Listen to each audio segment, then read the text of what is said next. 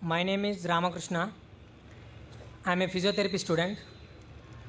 My question is, what is the need of Allah to create Adam and Eve and this total universe? What he will get from this? And my second question is, everything is created by someone. So even God must have been created by someone. What is the meaning of Allah? Brothers asked three questions. The first question, why did God create Adam and Eve and what was his reason to create all this world and humankind? Allah subhanahu wa ta'ala created Adam and Eve, may peace be upon them both, so that the humankind could come. They were the great-great-grandparents. Allah says in Surah Hujurat, chapter number 49, verse number 13, Ya ayyuhan nasu inna khalaqnakum min zakrin wa unsa wa ja'alnakum shu'uban wa qaba'ila lita'arafu. Inna akramakum indallahi atqakum. Inna Allah alimun khabir. O humankind, we have created you from a single pair of male and female and have divided you into nations and tribes so that you may recognize each other, not that you may despise each other. And the most honored in the sight of Almighty God is the person who has taqwa. The criteria to judge any human being, it is not wealth, it's not color, it's not caste, it's not creed, it is taqwa, it is God consciousness, it is righteousness, it is piety. So Adam and Eve, peace be upon them both, they were our great-great-grandparents, of yours also and of mine also, all humankind. Therefore, I call you a brother. We are brothers in humanity. Allah says, Ya ayyuhan nas, O humankind. And Allah says in Surah Isra, chapter number 17, verse number 70, وَلَقَدْ كَرَّمْنَا بَنِي آدَمَ. Almighty God has honored all the children of Adam. Whether they are born in India, USA, UK, born in a Hindu family, or a Muslim family, or a Christian family, Allah says He has honored all the Bani Adam. If you are a human being, Allah has honored you. Whether your name is Zakir, Abdullah, Ramu, Shankar, if you are born as a human being, Allah has honored you. Now coming to the question, why has Almighty God created the human beings? Allah has created the human beings because Allah says this is one of His best creation. All the other creations of Allah subhanahu wa ta'ala, they obey Him. We have the angels. Whatever Almighty God says, the angels obey Him directly. They have no free will. The human being is the creation of Allah subhanahu wa ta'ala, which has a free will. We can either obey Him or disobey Him. So Allah has created such a creation. We are one of His best creation and the best of forms. But we have a choice of either obeying God or disobeying God. If we obey God, we will go to Jannah, we will go to Swarg, we will go to heaven. If we disobey Him, we will go to hell. We will go to Nark. So this is a test for the hereafter. Allah says in Surah Mulk, chapter number 67, verse number 2, Allazi khalaqal mauta wal hayata. It is Allah who has created death and life to test which of you is good in deeds. So this life is a test for the hereafter. So Allah has created the human beings, and Allah says in Surah Dhariyat, chapter number 51, verse number 56, وَمَا خَلَقْتُ الْجِنَّ وَالْإِنسَ إِلَّا لِيَعْبُدُونَ. That we have created the jinn and the men not but to worship Him. So we supposed to worship, obey the commandment of Allah subhanahu wa ta'ala. So this is a different creation of Allah subhanahu wa ta'ala, which has the free will of even going against Allah subhanahu wa ta'ala or obeying Him. All the other things, the stars, the trees, the mountains, the Quran says they do sajda to Allah subhanahu wa ta'ala, they prostrate to Him, they obey Him. We have a free will. Now when Allah has given a free will, with the free will if we obey Him, we become higher than the angels.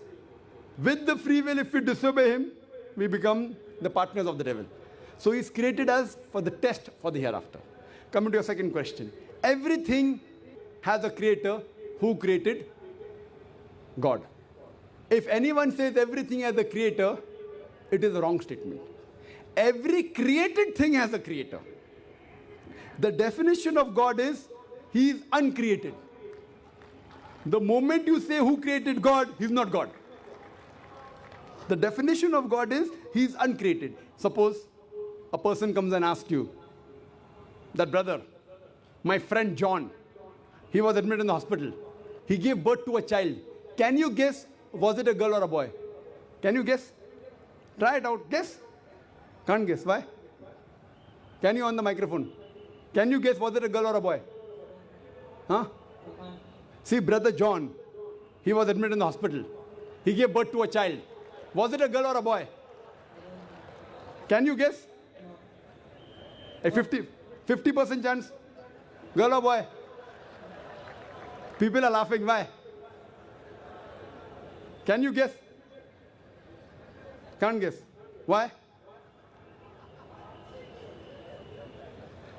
Even if you guess, can you get the answer right? Acha, can you guess? I'll give you two chances. Was it a girl or a boy? Try it out. Girl. Brother, can a man give birth to a child? There you made a mistake. Same way you made a mistake by asking who created God. A man cannot give birth to a child. So where's the question of it being girl or a boy? See, now you understood.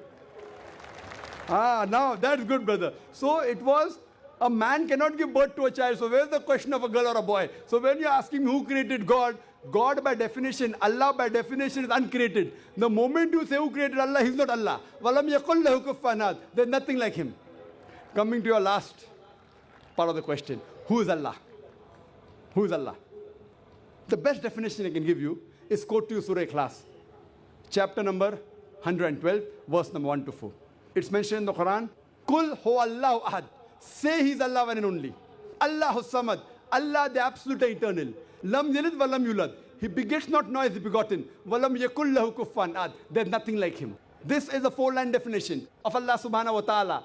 Any human being, any person says so and so candidate is God. If that candidate fits in this four-line definition, we Muslims have got no objection in accepting that candidate as God. Four-line definition. This is the litmus test for theology, for the study of God. First is Qul huwallahu ahad. Say He's Allah one and only.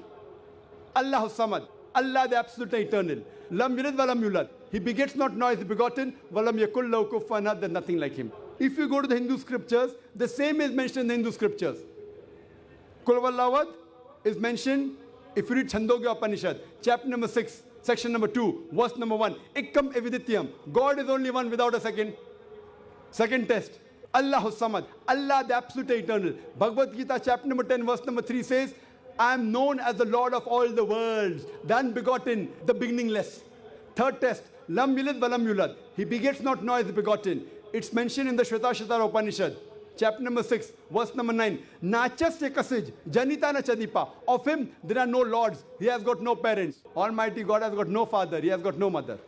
And walam yakul lahu kufuwan ahad. There's nothing like Him is mentioned in Shvetasvatara Upanishad, chapter number 4, verse number 19. And Yajurved, chapter number 32, verse number 3, where it says, Natasya pratima asti. Of that God, there is no pratima, there is no idol, there is no image, there is no photograph, there is no sculpture. Who says that? Yajurved, chapter number 32, verse number 3. Same as, Walam yakul lahu kufuwan ahad. So any person saying so and so candidate is God, if that candidate fits in this four-line definition, we Muslims have got no objection in accepting that candidate as God. For example, some people say, Bhagwan Rajneesh is Almighty God. Once during question answer time, a Hindu told me, we don't believe Bhagwan Rajneesh to be God. I never said that the Hindus believe Bhagwan Rajneesh is God. I said some people believe Bhagwan Rajneesh to be God. Let us put this Rajneesh to test. First test is, Qul huwallahu ahad. Say He's Allah one and only. Was Rajneesh one and only? Was he the only man who claimed divinity? There are hundreds of them. And in this country, we have thousands of men who have claimed divinity. He's not the only one. But Rajneesh Bhaksi said, no, he's unique. Let's go to the next test. Allahu samad. Allah the absolute eternal. Was Rajneesh absolute eternal? We know from his biography, from his autobiography, he was suffering from asthma, from diabetes, from chronic backache. Imagine Almighty God suffering from asthma, diabetes, chronic backache. Third test. Lam yalid walam yulad. He begets not nor is begotten. Bhagwan Rajneesh was born in Madhya Pradesh. He had a father and mother. In 1981, he goes to America, USA, and he takes thousands of Americans for a ride. In the state of Oregon, he starts his center and calls it as Rajneeshpuram, his village. Later on, the American government arrests him and put him behind bar. Rajneesh says, the American government slow poisoned me. Imagine Almighty God being slow poisoned. In 1985, the American government kicked him out of the country. He comes back to India in the same city, Pune, and he goes back to his center, which is now called as Osho Commune.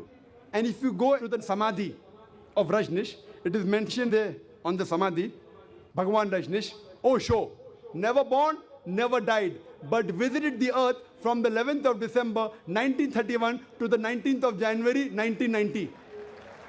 Never born, never died, but visited the earth from the 11th of December 1931 to the 19th of January 1990. They forgot to mention in Samadhi, he was not given visas to 21 countries of the world. Almighty God coming in this world to visit the world and requires visas to go to different countries.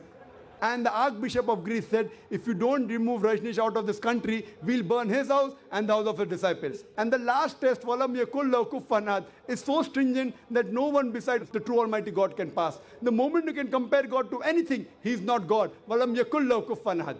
We know Rajneesh, like the human beings, had a beard, one nose, two eyes, 2 ears, 2 hands. The moment you can compare God to anything in this world, he is not God. Walam yakul lahu kufuwan ahad. If someone says Almighty God is 1,000 times stronger than Arnold Schwarzenegger. Might have heard the name of Arnold Schwarzenegger? Have you heard Arnold Schwarzenegger? The person who got the title Mr. World, Mr. Universe. The strongest man in the world, the strongest man in the universe. The moment you can compare God to anyone, whether it be Arnold Schwarzenegger, whether it be Dara Singh, whether it be King Kong, whether it be 1,000 times or 1,000,000 times. The moment you can compare God to anything in this world, he is not God. Walam yakul lahu kufuwan ahad. There's nothing like him. So this is a 4-line definition of Allah subhanahu wa ta'ala given in the Quran. Whichever God you're worshipping, brother, put that God to the test of Surah Ikhlas. If that God passes, that is the true God. Otherwise, it's a fake God.